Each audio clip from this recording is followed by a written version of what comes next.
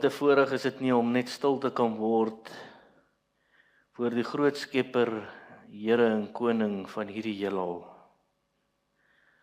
Here, waar ons nou in gewyde ure ingaan, wil ek weer eens vra dat U ons was in die bloed van Jesus. Dat U ons gedagtenisse sal oopmaak, dat U in ons harte sal spreek. En wanneer ons hierdie woorde hoor, ons die koninkryk sal raak sien, U karakter beter sal ken. Dit is my gebed in Jesus naam. Amen. Weer eens 'n hartlike goeiemôre aan elkeen. Ek sien dat die kerk is so vol soos wat die traffic op die pad is as dit skoolvakansie is. Maar op die pad is dit baie lekkerder.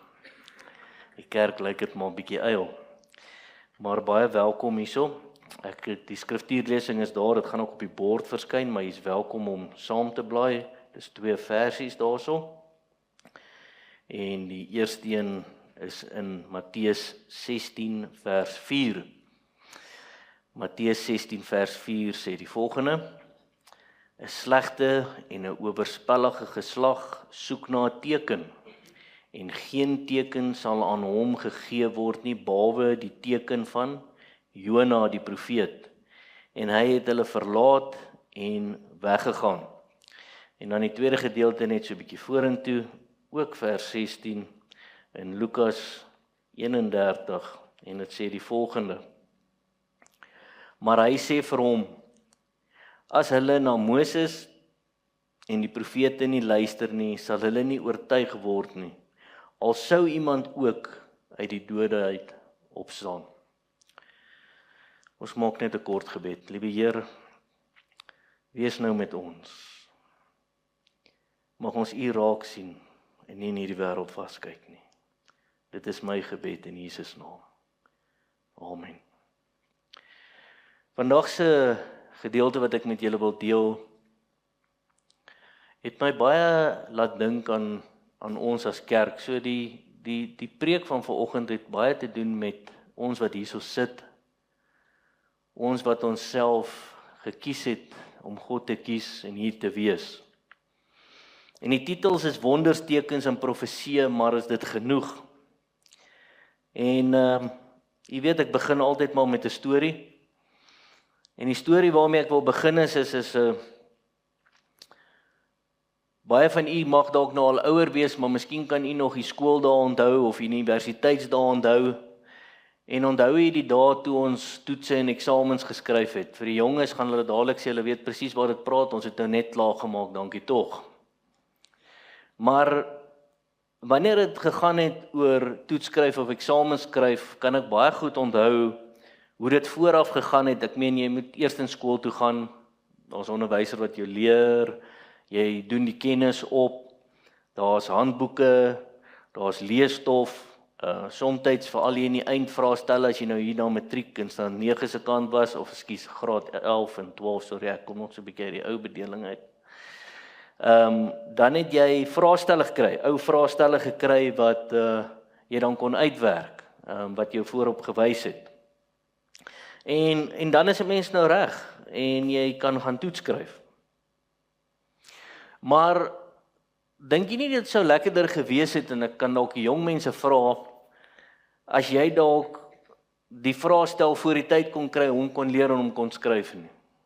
Sou dit nie lekker gewees het nie? Sou nogal lekker gewees het nie? Die kans dat jy 100 kry, as jy nou 'n goeie brein het, nie soos ek nie, is goed, maar jy gaan redelik goed doen. Maar die een wat ek die meeste van gehou het, en ek weet nie van u nie, was dit hulle genoem het 'n O-boektoets.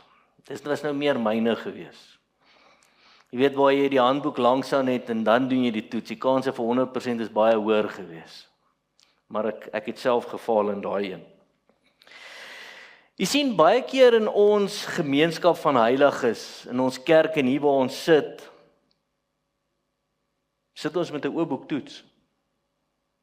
Jy sien, die Bybel lê langs aan ons en ons het vra oor die lewe. Ons het vra oor hoekom ons hierso sit, wat is volgende, wat gebeur. En die Here sê, maar dis 'n O-boektoets. Die Bybel is daar. Hy kan jou lei, hy kan jou vat. Hy skryf oor wonderwerke, hy skryf oor tekens, profeseë. Hy skryf oor geskiedenis, wat gebeur in die geskiedenis? Wat gebeur vorentoe? Wat kan ons na toe uitsien? En wanneer ek daaraan dink, dan sê ek vir myself, hoe bevoorreg is ek en u nie, dat ons 'n oopboek het, wat vir ons antwoorde gee nie. Enige vraag wat jy het, is in hierdie boek. Enige vraag wat die kinders het, is in hierdie boek. Is dit nie wonderlik nie? Want dit meen dan dat elkeen van ek en u wat hierso sit, kan eintlik 100% kry. En wat beteken 100% hierso vir ons? Om God op die wolke te ontmoet, wanneer hy ons kom haal. Maar dan stuur God ook profete wat kort boodskappe vir ons bring, wat vir ons waarskuwings bring. Gees van profesie. Ek het so 'n direkte vertaling gedoen, want ek kon nie laaste events kry in Afrikaans nie, laaste dae gebeure.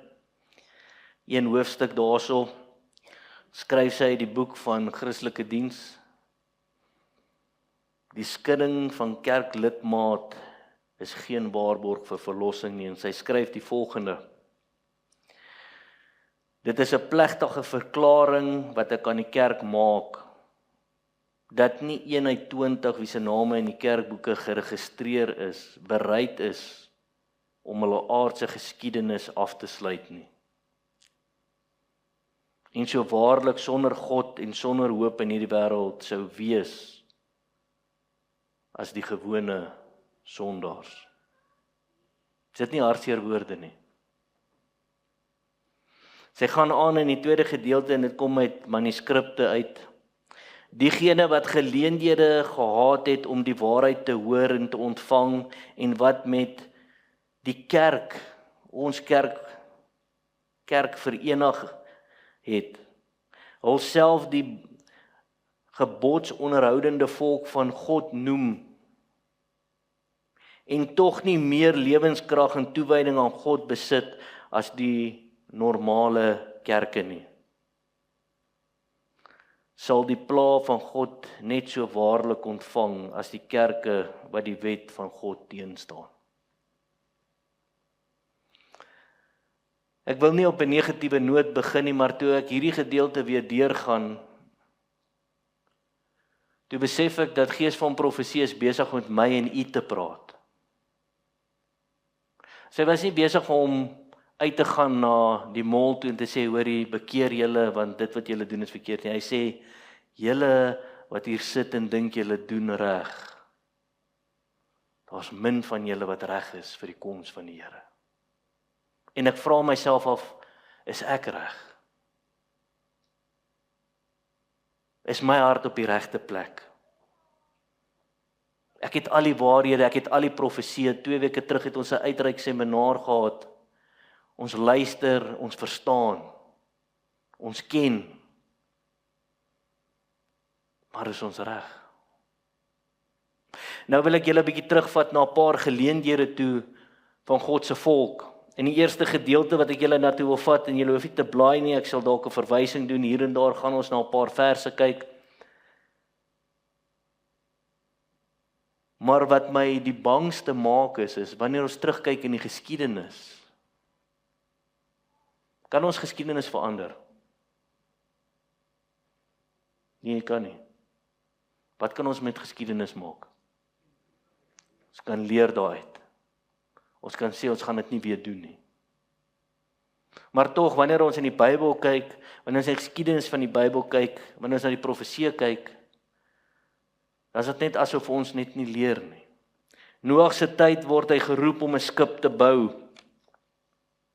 En ek het bietjie gaan kyk na die tydlyne van Noag se bou, rondom wie nog geleef het, want ek het gedog hy het amper nog vir Adam geken, maar hy het hom net gemis, sy oeroupa gemis.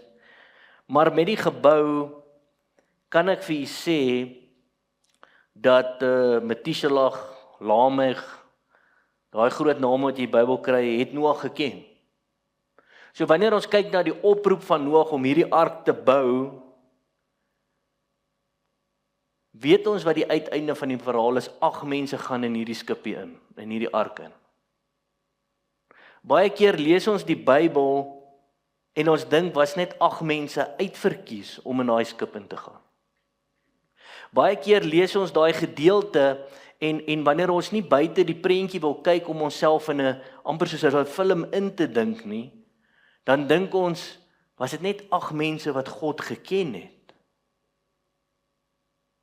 En die antwoord is nee. Was daar baie afvalligheid, verseker, maar daar was baie mense wat God geken het. Want selfs toe Adam oorlede is en Noag kom in die prent, is daar soveel mense gewees wat hierdie boodskap kon uitdra. Ons weet dat Noag self het gepreek. Kom in, kom in. Wat meen dat God sy bestaan en wat hy gedoen het, was nie onbekend nie. En ek sit en ek dink aan myself, ek sit in 'n kerk waar ek vir mense sê, ek ken God. Bekeer julle, kom hiernatoe. Maar is ek reg? U sien, die Here se genade is nog groter. Hy gaan nog 'n stap verder met Noag se ark bou. Die volgende oomblik, voor ek by dit kom is, as jy kyk na die ontwerp van die ark, wat die Here vir Noag gegee het. Ek kyk hierdie week 'n video, hulle sê dit was 'n ontwerp wat onmoontlik vir sy tyd was. Ingenieure het tot ander dag toe dit nog nie kon verstaan het, totdat hulle dit in rekenaars begin invoer het, en die ontwerp probeer ontlont het wat daar gebeur het. Want daar was nog nie so iets gebou nie.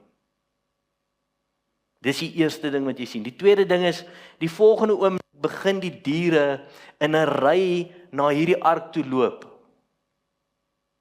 Nou ek wil vir u 'n vraag vra vandag. As hier 'n ark gestaan het en diere begin uit die veld 2-2 te loop, gaan ek en u mekaar begin vra, wat gaan nie aan? Want dis 'n wonderwerk. Gaan jy begin vra, hoorie, mis ek nie iets nie? Sien ek nie iets nie? Hulle stap in. En op die einde ken ons die storie. 8 mense word gered. 8 mense wat hulle hart vir God gee. Ek dink aan Israel se tyd, in die tyd wat hulle uit Egipte was. So 'n paar kwartale terug het ons gepraat oor Israel se uittog. Waar die lesboek vir ons so verduidelik het, waar God aan die volk bewys het dat hierdie wêreldse gode niks beteken nie. Dit was 'n gestoei gewees tussen God en die regerder van die dag, van die wêreld. En God het met gemak oorwin. Skaars 2 weke of bietjie meer dalk uit waar hulle by die Rooi See kom, en hulle draai om en sê, hierdie gaan nie werk nie. 10 wonders, al was dit in wonders van pla en tekens. Vir 40 jaar is hulle in die woestyn, jy ken die stories. Wonders en tekens wat voor hulle gebeur, fisies met hulle gebeur, water wat soet raak, kos uit die hemel uit.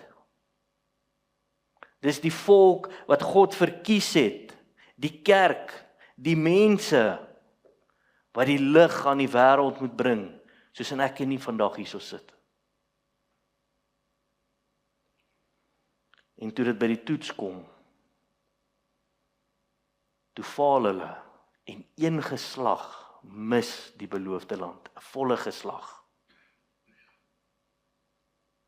En ek begin met myself te praat en te sê, is ek in my kerk reg vir God se koms? Dan dink ek aan die tydperk van die profeseë. Onthou julle Daniël se profeseë? Ons kan vinnig 'n bietjie soontoe blaai net om 'n paar verse daar te kry vir bevestiging. Daniël kry die volgende profeseë. Daniël 9, en is 'n baie bekende gedeelte wat u almal ken. En dit gaan oor wanneer die tydlyne uitgaan. Ek gaan nie vandag in die tydlyne ingaan nie. Ek dink ons het reeds deur dit gegaan.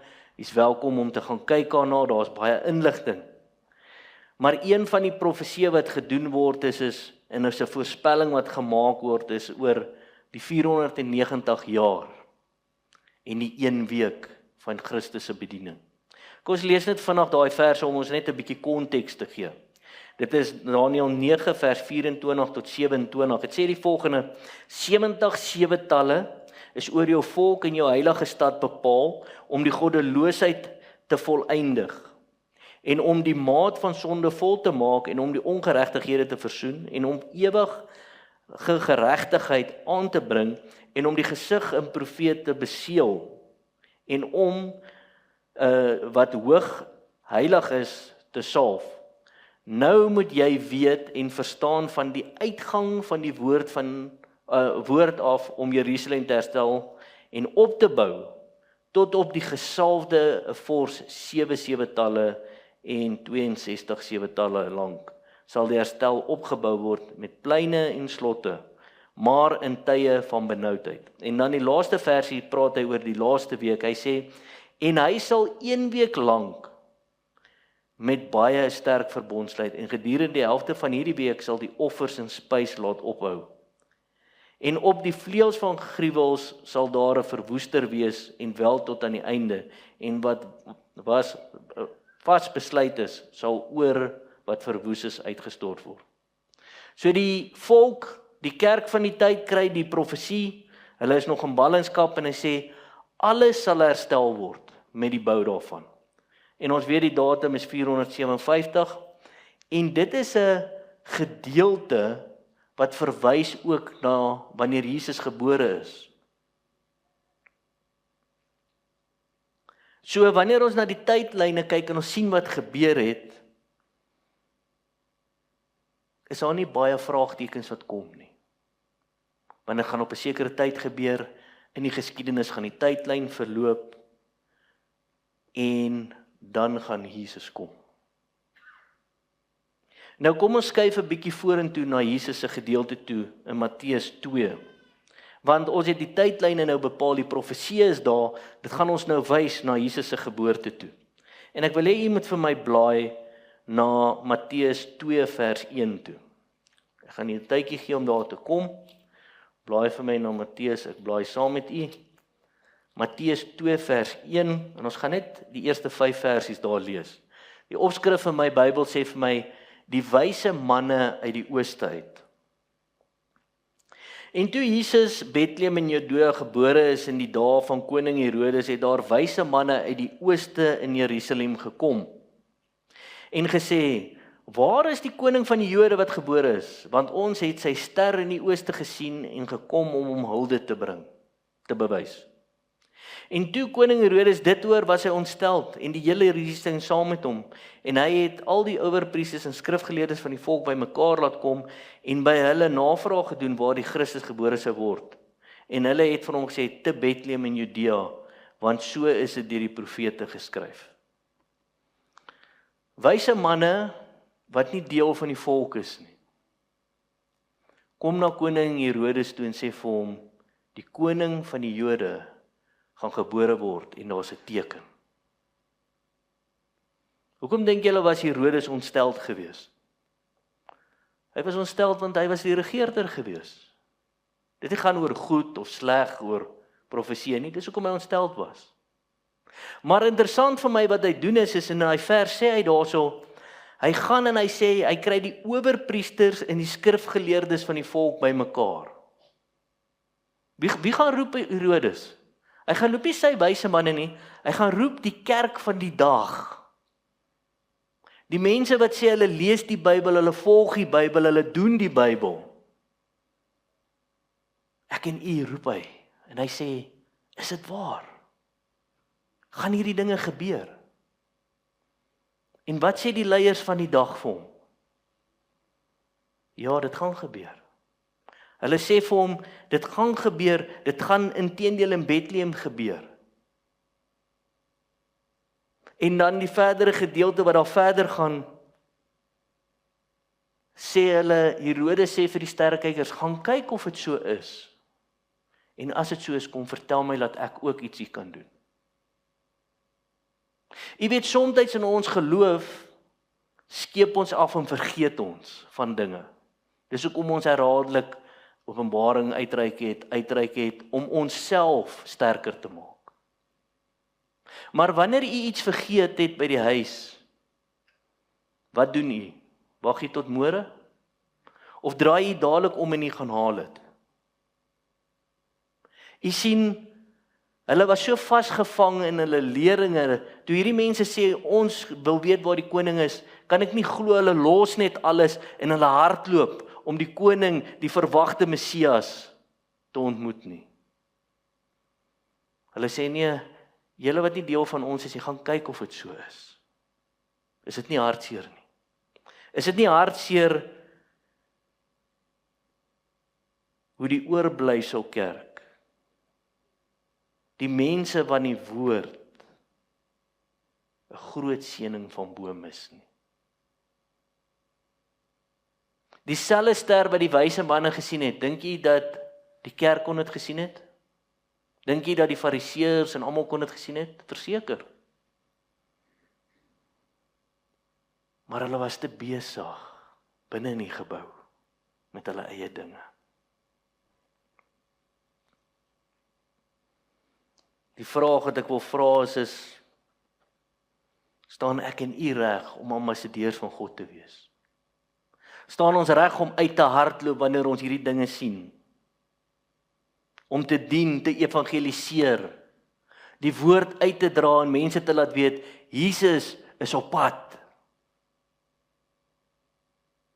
Sien ek en u die tekens, praat ons elke naweek oor oorloë en onluste en dinge wat gebeur en ons sê, dit is nou. Maar ek en u sit rustig in die bank en wag.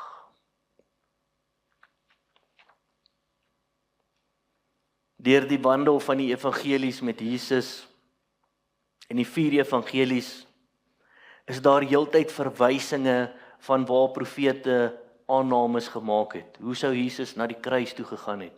Hoe hy sou geslaan en gewond gewees het.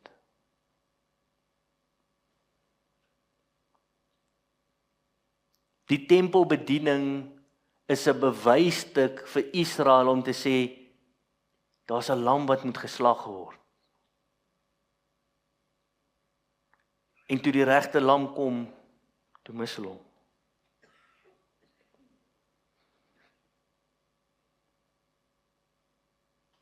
Ons het al hierdie wonders en tekens en profeseë.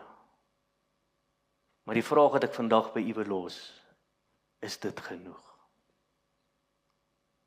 Matteus 16, net so 'n bietjie vorentoe, 'n paar verse wat ek vir u wil lees. En is hier waar die fariseërs na Jesus toe kom, 4 verse in Matteus 16 vers 1 tot 4, wat die volgende sê.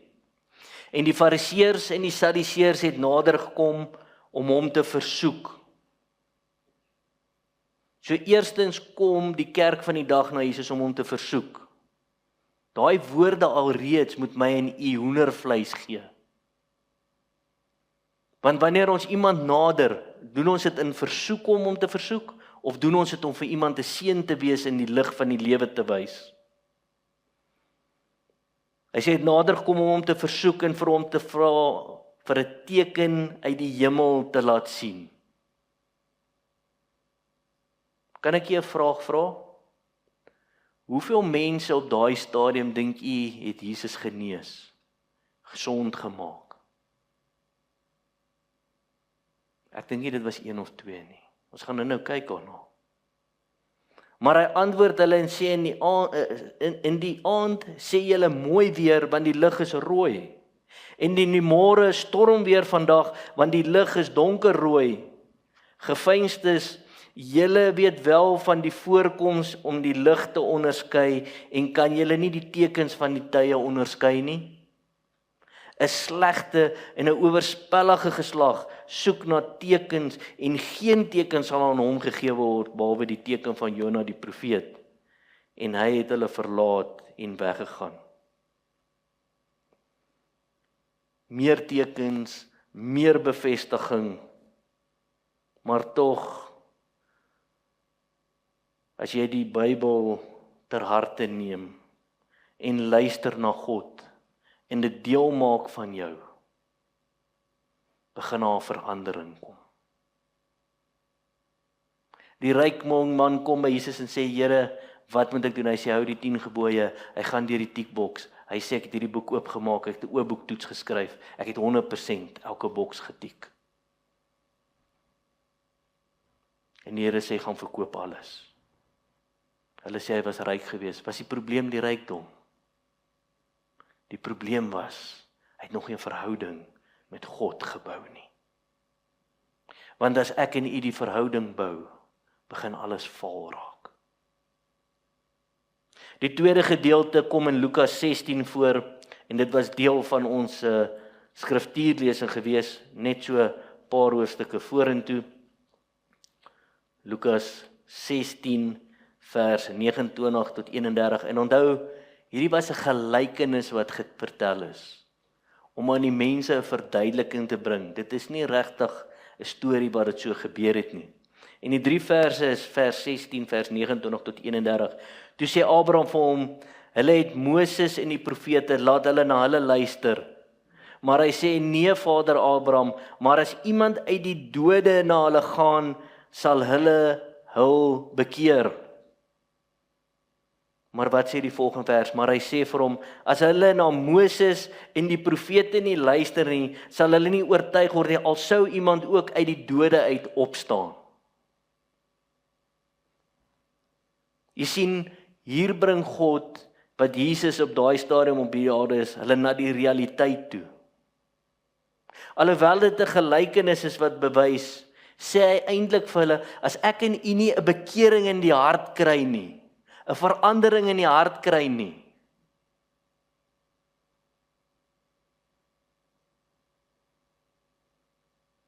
gaan niks verander nie. Hoekom praat hy oor die dood? Jesus is deur die kruisiging uit opgestaan. Het hulle geglo? Nee, hulle het nie. Die profete praat van sy dood, die profete praat van sy koms. Hulle glo nie meer nie. Maar steeds soos ons mens in ons wyse is, wanneer ons weet dinge is reg, dan vra ons meer vrae. Wat nie noodwendig verkeerd is nie. En ek dink aan die gedeeltes toe Johannes die Doper sy mense gestuur het, net 'n paar hoofstukke terug, en ek wil dit vinnig vir julle lees. In Lukas 7 vers 18 tot 23 stuur Johannes die Doper, want ek wonder altyd by myself, as Johannes die voortou gevat het om Jesus te wys, hoe stuur hy nou iemand na Jesus toe en sê, is jy die een? Maar toe ek dit lees, toe beïndruk dit my en ek sê, hier is iemand soos ek en jy, wat met die waarheid sit, en nou en dan as ons twyfel, dan vra ons vrae en ons kry antwoorde. Want ons hou aan vra, en ons het 'n behoefte om hierdie verhouding met God uit te brei. Lukas 17 vers 18 tot 23, en die disippels van Johannes het van al hierdie dinge berig gebring. En Johannes het 'n sekere 2 van sy disippels na hom geroep, en hulle na Jesus gestuur en gesê, is u die een wat sou kom, of moet ons 'n ander een verwag? En toe die manne by hom kom, sê hulle, Johannes die Doper het ons na u gestuur en gesê, is u die een wat na ons sou kom, of moet ons 'n ander een verwag? En in dieselfde uur het hy baie mense genees, siektes, kwale, bose geeste, en aan baie blindes die gesig geskenk. En Jesus antwoord en sê vir hulle, wat sê Jesus vir hulle? Hy sê nie, dis ek nie. Hy sê, gaan vertel aan Johannes wat julle sien en hoor. Blindes sien weer, krepeles loop weer, melaatses word gereinig, dowes hoor, dooies word opgewerk, armes word die evangelie verkondig, en salig is elkeen wat nie aanstoot neem nie. Gaan vertel vir Johannes die berigte dat pyn en lyding is nie meer onder die mense nie. Is ek en u besig om daai boodskap aan die wêreld te vat? Dis wat ek gehou het van die uitreiking se naam. Is daar hoop in chaos? Daar is hoop. Is hierdie woord van God en 'n verhouding wat die lewe vir ons makliker maak. Die een ding wat ek nooit verstaan van Jesus se tydperk is nie, Baie mense vandag in die wêreld verwys na hom as 'n profeet. Wanneer ek in die Ou Testament deur die profete werk en ek dink terug aan baie verwysings, het profete baie gedoen. Selfs wêreldse mense, ek dink vinnig aan Naaman, het na die profeet Elisa toe gekom om homself te reinig. Maar jy weet, nooit in 'n tydperk lees ek van die hoeveelheid wonders en tekens wat gedoen is soos in Jesus se tyd nie. Mense het geweet wie die profete was, maar toe die ware God kom, toe mis hulle hom. Tekens, wonders, maar is nie genoeg nie. Johannes 21 vers 25 lees ek vinnig vir u, want dit is op die einde van Johannes wat hy 'n inskrywe maak in die boek. Hy sê, en daar is nog baie ander dinge wat Jesus alles gedoen het. Maar as hulle een vir een beskryf moes word, sou die wêreld selfs, dink ek, die geskrewe boeke nie bevat het nie. Jy sien, daar was nog soveel meer wat Jesus gedoen het in daai tyd. Ons lees net een oomblik van dit en ons staan verstom. Hoeveel meer gaan ons nog uitvind het Jesus gedoen in sy tyd? Noag se tyd, Israel se tyd, maar die volk mis hom. En die vraag wat ek vandag vra is, mis ons hom nie dalk self nie? Die laaste gedeelte is die gedeelte waar Jesus op die kruis dood is. En as jy al die tekens en wonders gesien het, dink ek op daai stadium jy het alles gemis. Dan kom jy by die laaste gedeelte waar Jesus aan daai kruis is. En ek wonder by myself, terwyl ek die boeke en die geskiedenis ken, soos wat 'n fariseer en 'n skrifgeleerde was, en Jesus op daai kruis hang op die Vrydag van die Paasnaweek.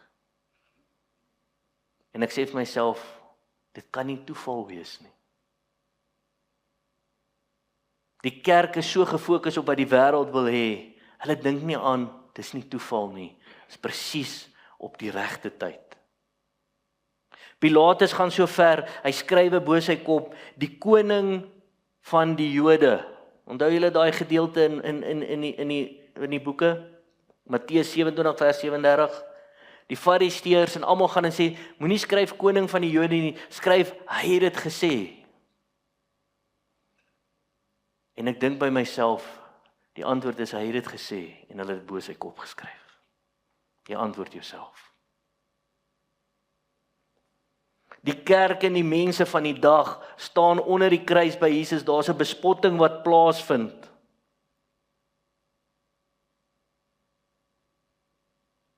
Hulle wat moet weet wat hier gebeur. Daar was 'n vooruitsigte vir 'n paaslam wat hier hang. En hulle bespot. Deur die Bybel wys dit slag vir die sonde, die paaslam, wie gaan hierdie sonde vir my en u vat en verwyder? Want ek en u verdien die dood van die sonde. Ons kort iemand wat sondevry is om ons te oordek met sy bloed. Laat ek en u 'n kans staan vir die ewigheid.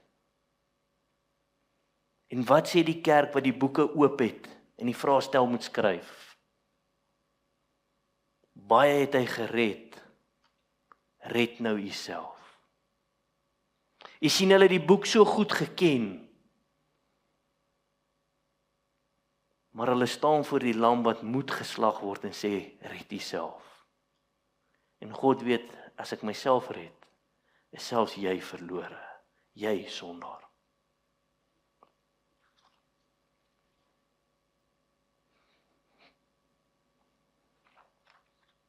Jesus gaan dood, die tempel en die voorhang skeur. Daar is soveel dinge wat gebeur, tekens van die tye, in daai oomblik en in daai tyd. Maar die gemeenskap mis dit alles. Soms is ek en u so besig met God se werk, dat ons mis die verhouding tot God. Soms is ek nie so besig om dalk te sit en niks te doen nie, die banke warm te sit, om ons te kyk en te sê, moenie bekommer nie, die een langs my sal dit doen. Die Here het tog gesê, hy kan die stem uit die klippe uit wat roep, hoekom moet ek iets doen?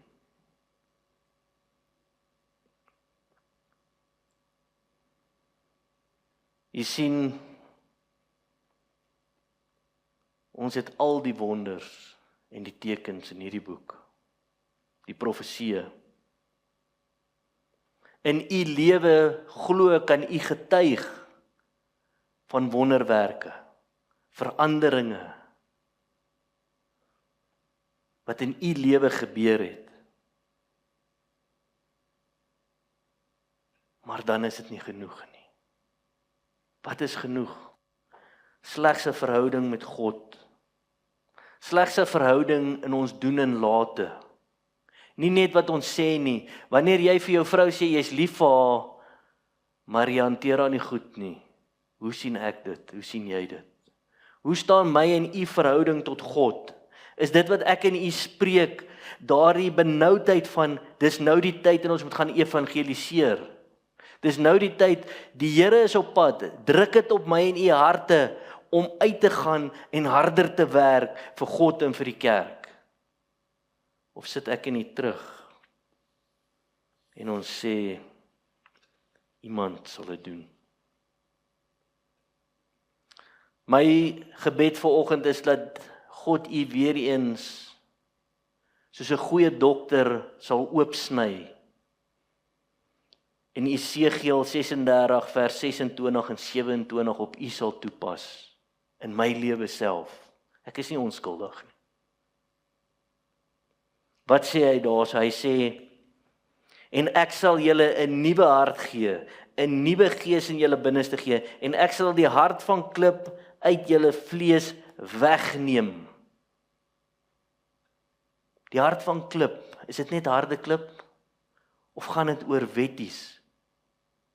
Hy sê, ek gaan dit wegvat en julle hart van vlees gee. Het hy die klip verander? Het hy die wet verander? Absoluut nie. Maar hy het gesê, ek gaan dit omdraai en ek gaan dit deel van jou maak. Deel van jou lewens. Deel van jou mens wees.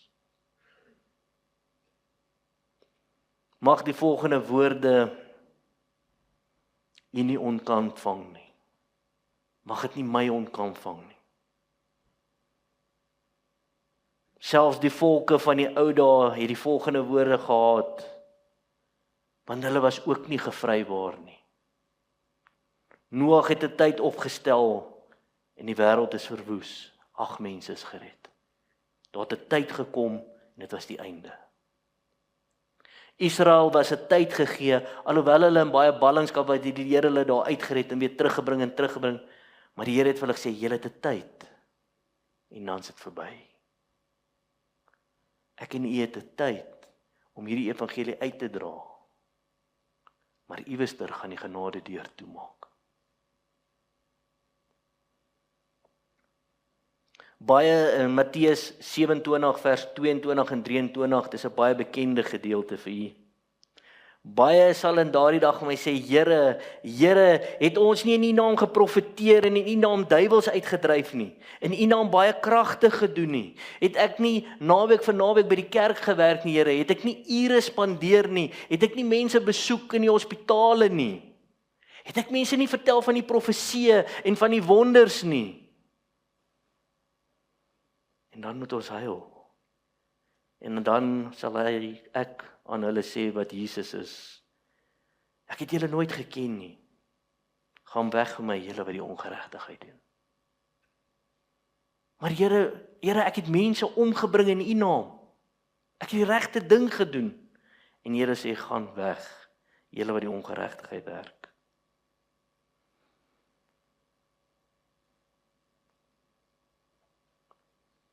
Vandag weet ek dis nie 'n maklike boodskap nie. Maar my pleidooi vir elkeen van u, want ek sukkel self,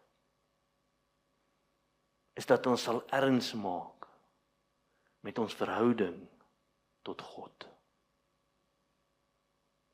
Want ek en u kan al die wonders, al die tekens, al die profesieë ken.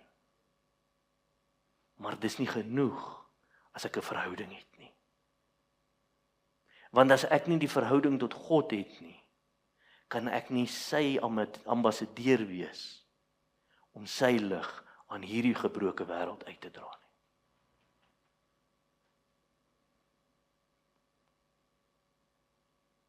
Mag jy nie vandag aan die slaap gevind word nie.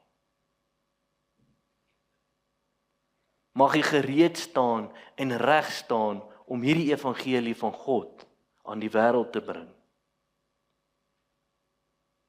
Sodat ons nie net onsself red nie, maar die hele wêreld by God se kom sal hê, wanneer hy op die wolke kom. Amen. Die lied sê, Jesus kom weer, Jesus kom weer, en is ek en u gereed om ons Skepper op die wolke te ontmoet. Here, help ons. Ons het al die kennis wat ons dink ons het nodig. Ons het die Bybelse feite, die wonders, die tekens en die profesieë. Maar Here, dis nie genoeg nie. Verwyder hierdie kliphart. Vervang dit met 'n vleeslike hart, Here, sodat ons ware ambassadeurs kan word om 'n lig vir hierdie wêreld in sy chaotiese tyd uit te beeld. En terwyl ons daai missie het, laat ons nie self hier binne val nie. Mag ons hinker wees om daai verhouding te bou, sodat wanneer mense na ons kyk, hulle ons heeltyd heeltemal mis en daai liefdesverhouding raak sien tot u. Want Here, ons kan nie wag dat u op hierdie wolke kom om ons te kom haal nie. Maar hou ons wakker, hou ons reg, hou ons skerp. Want ons nog baie werk om te doen. En die tyd raak min. Wees met ons nou verder in hierdie Sabbat. Gee ons reisende genade terug huis toe. En mag elkeen hier 'n seëning ontvang uit u koninkryk. Tot ons mekaar weer ontmoet. Dit is my gebed in Jesus naam. Amen.